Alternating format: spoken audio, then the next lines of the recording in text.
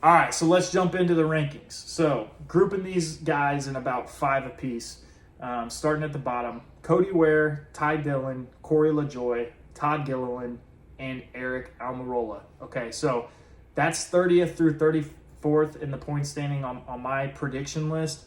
Almirola is probably one of the few guys that could potentially get up to like the top 20 in points. That's where he finished last year at the end of the season. Racing for Stewart-Haas, probably going to be his last year. I know he said last year was going to be his last year, but I think this is going to be his final full-time season along with Kevin Harvick and potentially Martin Truex Jr. So with those guys at the bottom there, Ty Dillon, Corey LaJoy, racing for Spire Motorsports, don't have the resources to go up and contend for wins at any mile and a half or road course probably. We saw Corey LaJoy come close last year at one of the super speedways. I think it was Atlanta where he got wrecked on the last lap trying to throw a block on Chase Elliott. But that's who I got 30th through 34th in the point standings. All right, jumping up to 25th through 29th.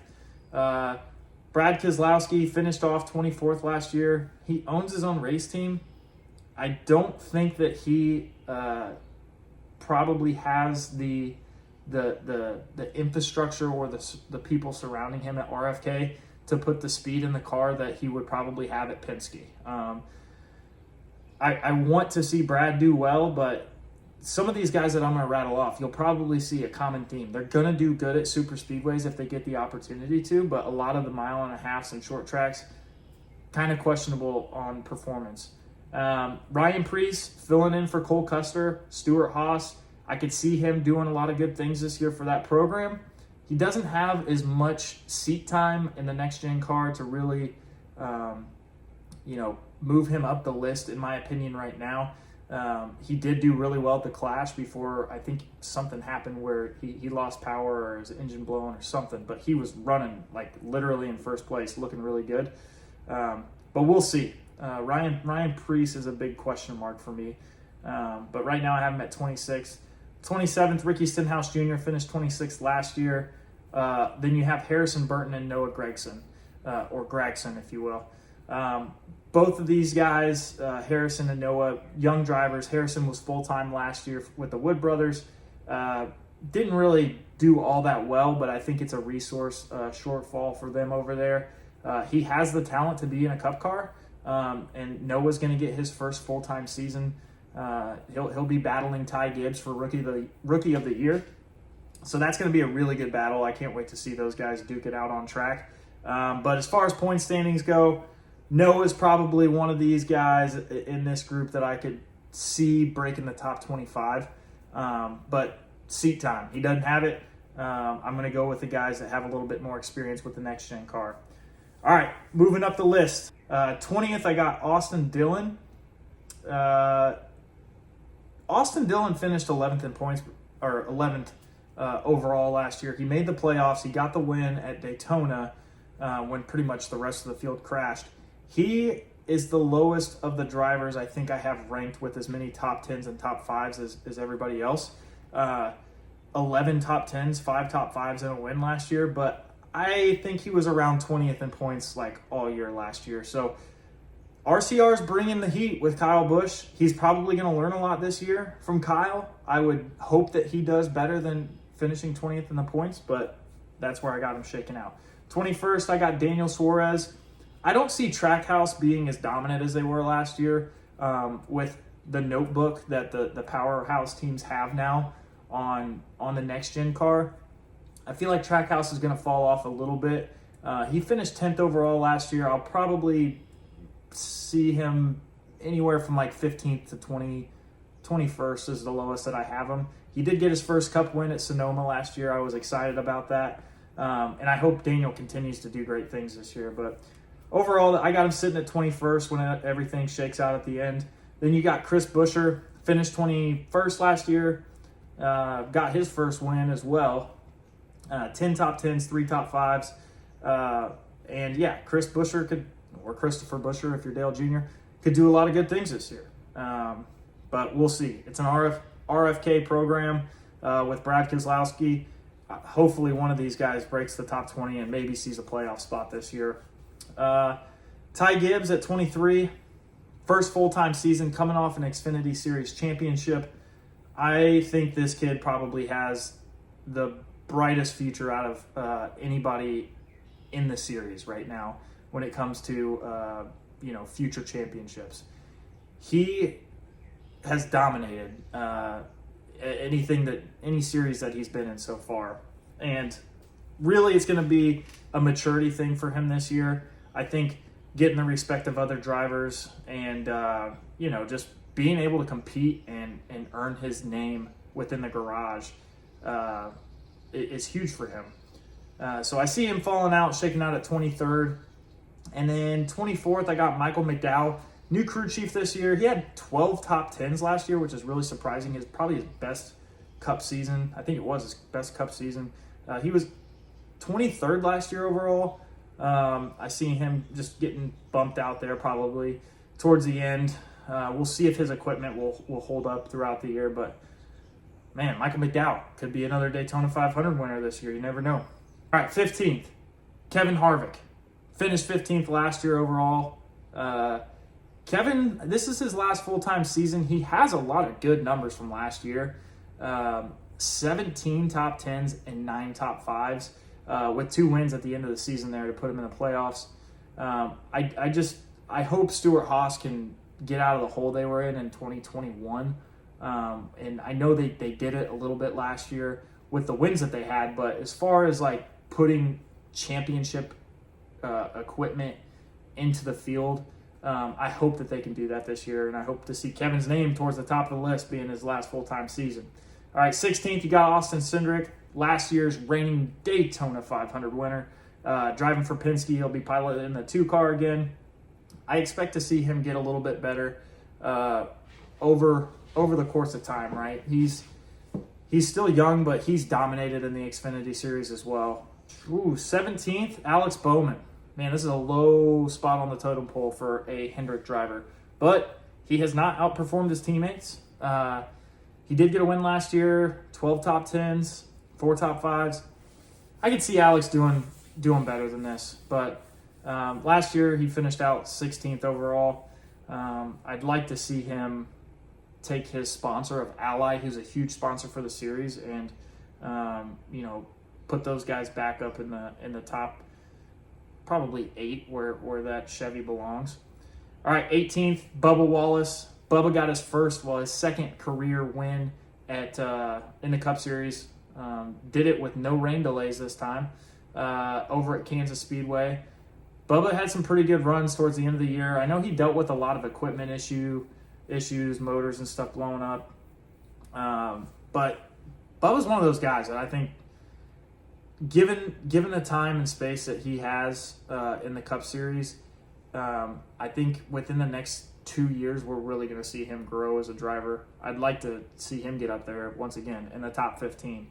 Has to stay consistent throughout the season. 19th, I got Justin Haley. Justin finished 22nd in points last year. He is a super speedway freak. This guy, when I go to the 500, I'm looking for Justin to get a W for College Racing. And last year it was like pretty much his full-time rookie season driving for College, and he's really built that program up. Now they're bringing on AJ Allmendinger, and AJ and Justin, it's like father-son over there at College. They're going to have a really good relationship. I expect for those guys to do better in points this year, as last year he was just pretty much taking care of the car. Like, fewest DNFs in the field, I'm pretty sure. And, yeah, he was just consistently hanging around there towards the end of the races and getting decent finishes. All right, so number 10, I got Martin Truex Jr. Martin won the LA Clash. Did not have a really good season last year. I look for him to bounce back this year and put it somewhere in the top 10. All right. 17th overall last year. He only had 4 top 5s, 15 top 10s, but Martin didn't have any wins, and I would expect for him to have a chip on his shoulder going into this season. Number 11, I got AJ Allmendinger. AJ, the road course master. AJ has looked like he is in his prime driving the Xfinity Series cars. And he's pretty much dominated the Xfinity Series. I know he wanted to come on just for a part-time gig for a little while with Colleague, and they ended up convincing him. He loves racing with Colleague Racing. I mean, that is his team. And without Matt Colleague and Chris Rice over there, I don't think AJ comes back and gets in a race car. So I'm excited to see what he's going to do for Colleague in the full-time deal. 12th, I got Chase Briscoe, finished 9th last year. Chase got a win at Phoenix. Almost had a win at Bristol Dirt when he threw it in sideways up against Tyler Reddick. But anyways, Chase is going to do well again this year. I think he puts it at 12th overall, maybe in points. Kyle Busch, 13th. Kyle's one of those wild cards too. Like, why is he so far down my list? Well, that's where he finished last year. He had a lot of engine trouble towards the end of the season. We know, luck was not on his side. But Kyle's going to be at RCR. He's going to build RCR back up to its reputation that it's been known for in the past. And, Kyle's going to do a lot of great things. I hope he gets more than one win next year. All right, 14th, Eric Jones. Finished 18th last year. 13 top 10s, 3 top 5s, and got his first win at Darlington. All right, 5 through 9, I got Willie B coming in at the 5th spot. William Byron has so much potential over at Hendrick. I think he is a championship 4 contender for this year, but points-wise, I think he falls out around 5th. And then right behind him, Christopher Bell. Christopher Bell had some of the best numbers on the grid with 4 poles, 20 top 10s, 12 top 5s, and 3 wins. He outdid his JGR teammates. I would expect for him to do something similar. I think Denny's definitely going to have a better start to the season than he did last year, so I don't think he beats Denny. But it's going to be – they're going to have a pretty tough Joe Gibbs Racing camp over there, and I expect for him to do well this year. Ross Chastain at number 7. Everybody knows Ross pretty much shook up the NASCAR world last year. Brings so much entertainment value to watching each race with him banging off everyone's door and creating some drama in the garage. I think he gets paid back a little bit for what he did last year, and he's probably going to shake out around 7th. And then number 8, I got Tyler Reddick. Tyler had 10 top 5s last year, 3 wins, and 15 top 10s. And his first NASCAR Cup Series win was last year as well. He is probably one of the hottest drivers as far as momentum goes. I think he goes from 14th, where he finished the season, to 8th. I think that's where he's going to consistently stay, is in that top 10. And then Ryan Blaney finished the year at number 8 last year overall, but 9th is where I've got him shaking out by the end of the season, at least in points. And Blaney's one of those dudes. He was consistent all year last year, but we'll see if he can do a little bit better this year. Hopefully he makes it into at least a round of 8 and see what he can do. All right, last 4, or should I say top 4. Joey Logano, number 4, reigning Cup Series champion. He had 4 wins, 11 top 5s, and 17 top 10s. I can see him getting into that championship 4 again. He's really good at Phoenix, but I think he shakes out around 4 in points. And then Chase Elliott. Chase Elliott led the points battle all year. 20 top 10s, 12 top 5s, and 5 victories. You got Denny and Kyle Larson left to duke it out for first. I think Kyle's going to have a bounce-back year. He's definitely one of the best drivers on the grid. So we'll see if he can, rattle off a few more consistent runs in the playoffs and put him in a position to win it at Phoenix. But Denny Hamlin, number 2 right there. If you look back at the 22 season, he had probably the worst start. I remember Justin Haley, Michael McDowell, all of these guys were higher than him in points for maybe the first 10 races, if I'm not mistaken. And then he finally started, marrying up with the feel of the car, the equipment, and things started going back into his favor. So